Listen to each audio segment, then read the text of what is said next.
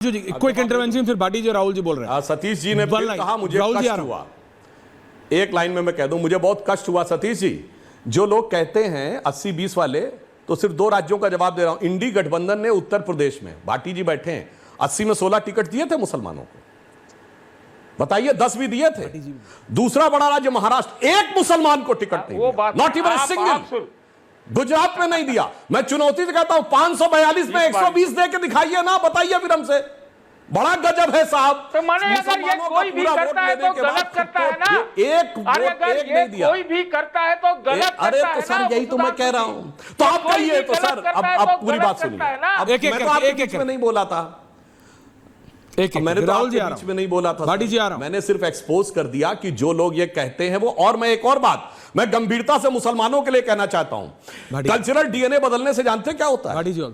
जिस दिन यहां पर कट्टरपंथियों का राज हो जाएगा, उस दिन आप शाहरुख खान, सलमान खान भूल जाइए, मौसीकी खत्म, मोहम्मद रफी को भूल जाइए। मैं पूछना चाहता हूं, दिलीप कुमार तो पाकिस्तान में पैदा हुए थे, पाकिस्तान बनने के बाद कोई दिलीप कुमार क्यों नहीं हुआ वहां?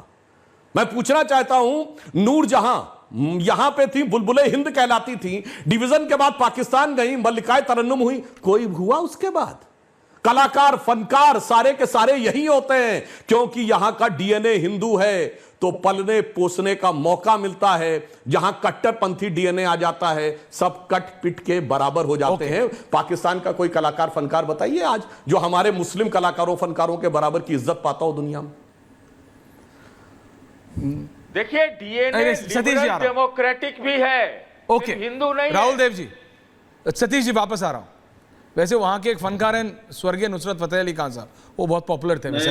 राहुल देव जी मैं यहाँ कांग्रेस या समाजवादी पार्टी या किसी भी पार्टी का बचाव करने उनके वकील की हैसियत से नहीं हूं। जिस पार्टी ने जो पाप किए हैं वो जवाब देंगे। मेरा काम नहीं, ये पत्रकारों का काम नहीं है। सवाल ये है कि मूल बात और गंभीर बात क्या है, हमारी आपकी चिंताएं, हमारे सरोकार क्या है, वो सरोकार यहाँ व्यक्त किए जा रहे हैं। अगर आप केवल इस चुनाव की बात कर रहे हैं, आपने 2 प्रदेश गिनाए कि वहां पर बात फला है, उस गठबंधन ने कोई मुसलमान को टिकट नहीं दिया, ये तो इस चुनाव में हुआ। इससे पहले के सारे चुनावों का भी देखे ना। आपकी पार्टी ने, बताइए मुझे कि पिछले 3 चुनावों में कितने मुसलमानों को टिकट दिए हैं और बाकी पार्टियों ने कितने दिए हैं? अभी एक स्थिति ऐसी बन गई है कि आज की इस लोकसभा में, संसद में मुसलमानों की संख्या सबसे कम हो गई है, अल्पसंख्यकों की संख्या सबसे कम हो गई है, जबकि वो काफी आगे रही है। ये कैसे हो रहा है? ये बड़ा जो परिवर्तन हो रहा है कि आज पार्टियों को, मुसलमानों को टिकट देने में एक संकोच का अनुभव होने लगा है कि ये कहां से आ रही है चीजें। ये हमारे समाज की बदलती हुई मनोस्थिति और राजनीतिक समीकरणों का एक प्रभाव हमको दिख रहा है, जो बहुत ही गंभीर और चिंताजनक परिघटना है, ट्रेंड है। ये कोई गर्व का विषय नहीं है, ये तू मैंने का विषय नहीं है। और मोटी बात यह है कि हमें भारत की बात करनी है कि हमें सारी दुनिया की बात करनी है। सुधांशु जी, हम भारत के साथ क्या करना चाहते हैं, हम भारत के समाज के साथ क्या करना चाहते हैं, हम भारत के लोगों को मैं बिल्कुल देना चाहते हैं। भाटी जी आ रहा हूं उसके बाद। राहुल जी ने बहुत सही बात कही। एक अंतिम बात, भारत की बात करनी है और दुनिया की बात नहीं करनी है। 30 seconds more to Rahul ji, वो कुछ एक अंतिम बात, केवल अंतिम बात। आपने बीच में लंबे अपने भाषण में कहा था, सुधांशु जी ने, कि मुसलमानों ने और मुस्लिम लीग ने सेपरेट इलेक्टोरेट को स्वीकार किया था, तो उनको ये मालूम है कि जब पैक्ट हुआ था 1916 में लखनऊ में, तो हिंदू पक्ष के या कांग्रेस पक्ष की ओर से लोकमान्य तिलक थे, जिन्होंने यह स्वीकार किया था कि मुसलमानों के इलेक्टोरेट, उनके चुनाव अलग होंगे और हिंदुओं के अलग होंगे। ये किसी सामान्य आदमी ने नहीं किए थे। क्या उनको भी आप उसी तरह से कहेंगे, उनको भी वैसे ही दोष देंगे जैसा आप दे रहे हैं सबको? ओके राहुल देव जी। सुधांशु जी कोई काउंटर, उसके बाद भाटी जी आ रहा है आपके पास, बहुत देर से नहीं बोले। राहुल जी मैं विनम्रता से आपके तथ्य में संशोधन करना चाहता हूं और दर्शकों से कह रहा हूं, कोई जाके चेक कर ले। 1916 का लखनऊ कांग्रेस अधिवेशन तिलक का अंतिम अधिवेशन था। वहां सिर्फ एक सदस्य के रूप में आए थे, अध्यक्ष वो नहीं थे। 1916 लखनऊ कांग्रेस का अध्यक्ष अंबिका चरण मजूमदार थे। मैं पुनः कह रहा हूं, कांग्रेस में के अध्यक्ष अंबिका चरण मजूमदार थे, जिनकी सदारत में वह प्रस्ताव पारित हुआ।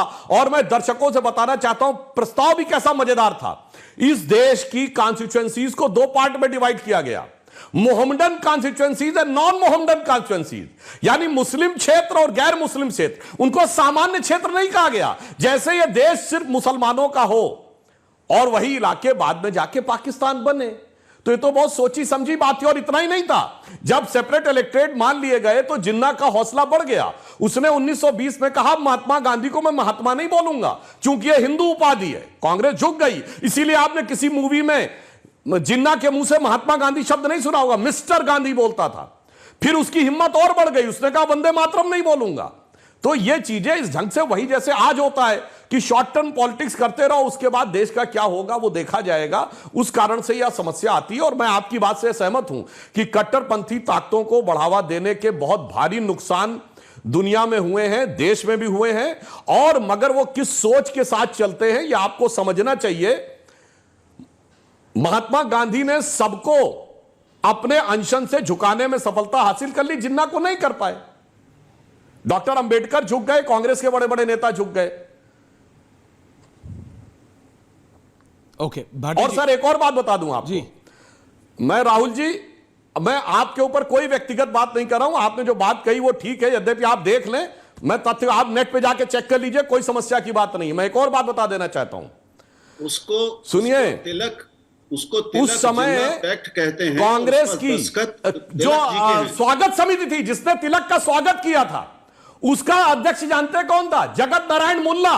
और ये जगत नारायण मुल्ला वो कांग्रेस के नेता थे, नेहरू जी के रिश्तेदार थे, जिन्होंने काकोरी प्रकरण में क्रांतिकारियों के खिलाफ अंग्रेज सरकार की तरफ से मुकदमा लड़ा है कि चंद्रशेखर आजाद को, अशफाक उल्लाह खां को फांसी हो। इसके लिए ब्रिटिश सरकार का वकील कांग्रेस के नेता जगत नारायण मुल्ला थे। ओके भाटी जी, और वो तिलक के स्वागत के लिए बनाई गई स्वागत समिति के अध्यक्ष थे। 1916 लखनऊ कांग्रेस अधिवेशन जो गंगा हॉल में हुआ था अमीनाबाद में, और मुस्लिम लीग का अधिवेशन रिफायाम क्लब में हुआ था सिटी स्टेशन के पास। ये गरिमा, ये वाला शो कम से कम 2 घंटे का होना चाहिए गरिमा। वीकेंड पे एक दिन सुधांशु जी, राहुल जी और सतीश जी का टाइम लेके करते हैं। लेकिन भाटी जी कुछ कह रहे हैं। भाटी जी नहीं, शो का टाइम भी बढ़ाओ और इसके टाइटल में भी थोड़ा अमेंडमेंट करो। अच्छा भाटी जी बोलिए। अच्छा भाटी जी, मजाक, अभी टाइम कम है। भाटी जी टॉपिक पे आते हैं वापस। Thank you. हाँ, पूछता है भारत की जगह लिखे करो, भाटी जी से पूछता है भारत। अब मैं फिर कुछ बोलूं? होगा आप 40 पर बोलिए ना। अभी आप टॉपिक पे आते हैं, बोलिए। बोलूं क्या? जी प्लीज।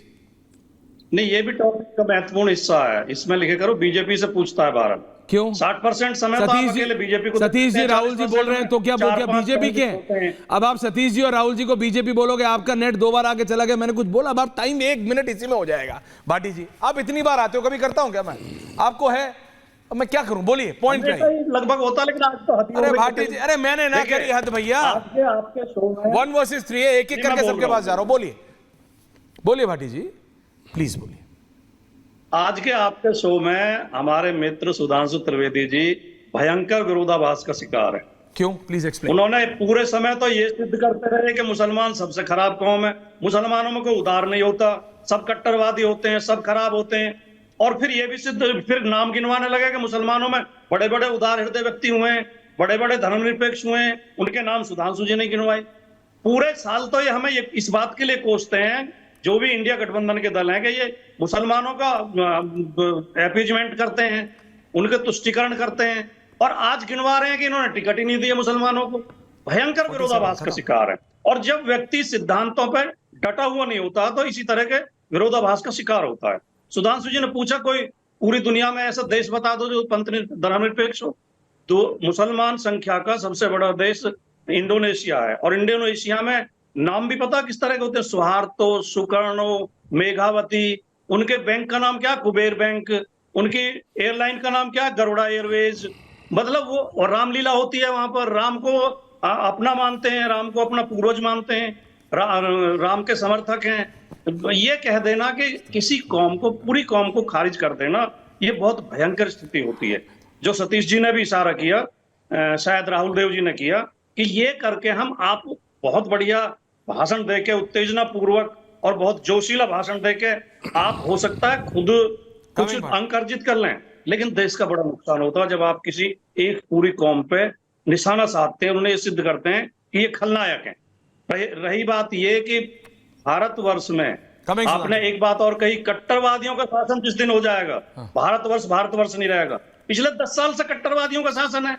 ये आप कट्टरवादी नहीं हो क्या जब आपके प्रधानमंत्री खुलेआम मंच से कहते हैं कि उपद्रवियों को कपड़ों से पहचाना जा सकता है, जब खुलेआम कहते हैं कि ये घुसपैठिया आपकी भैंस छीन ले जाएंगे, आपका घर छीन लेंगे, आपका मंगलसूत्र छीन लेंगे, जब ये कट्टरवाद नहीं है? जब आपके नेता दिल्ली में खड़े होकर, देश की राजधानी में खड़े होकर नाम लेके कहते हैं कि इनको जहां मिले मारो, इनका बहिष्कार करो, इनकी दुकानों से सामान मत खरीदो, आपके मुख्यमंत्री उत्तर प्रदेश में खुलेआम कट्टरवाद की बात करते हैं, नाम लिखवाते हैं, और नाम इसलिए लिखवाते हैं कि ताकि एक धर्म के लोगों की पहचान हो सके। एक लखनऊ में घटना होती है, उसमें 16 लोग अरेस्ट होते हैं, लेकिन आपके मुख्यमंत्री केवल 2 लोगों का नाम लेते हैं ताकि उनकी पहचान हो सके नाम से, कि इन कुछ लोगों को बदनाम करने के लिए, कुछ समाजों को बदनाम करने के लिए, कुछ समाजों का चरित्र हनन करने के लिए आपकी पार्टी लगातार काम करती है। फाइनल आंसर सुधांशु जी, कट्टरवाद है, फाइनल आंसर, नुकसानदायक है देश के लिए।